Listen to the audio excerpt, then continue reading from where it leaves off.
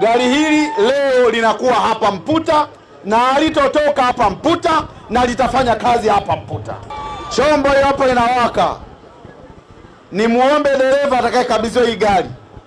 Kuna gari zilishaanguka huko siku ya nyuma. Hili nalo akilianguka anguke na yeye. Uwezi ukaendesha gari ovyo ovyo la ambulance. Gari la wagonjwa, mbele mgonjwa vizuri, mfikishe hospitali vizuri ya wilaya apate huduma yake. Lakini ukitembeza kwa fujo ukaliua gari hili, maana yake ni kwamba umeoa na Mputa. Na sisi hatutakubali kabisa.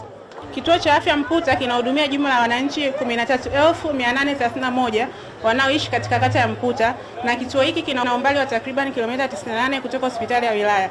Hivyo uwepo wa ambulance hii utawezesha kwa wagonjwa wanaohitaji huduma za juu zaidi kufika hospitalini kwa wakati. Tumetoka mbali huko mashambani, kwa ghafla tu tumesema ngoja tukahakikishe kweli gari linafika kwenye kata yetu ya Mputa au hiki kituo chetu. Maana yake shida tulizokuwa napata hizi katikati mpaka saa hizi hapo tunaomba, yani tunashukuru sana. Tulikuwa tunapata changamoto, mateso mengi, na tukitoka hapa yani kama na mgonjwa, kwa mfano mimi nikiwa mjamzito, unaweza ukasikia mala chukua pikipiki. Haya, muda umefika kujifungua, mtu anakuambia uchukue pikipiki, unatembea unafika yani sehemu fupi tu, utashangaa mtu unajifungulia njiani. Aidha unakuja hospitali ile mitikisiko, ukija kule hospitali utashangaa kimoja lazima wewe unapona, kimoja lazima kipotee.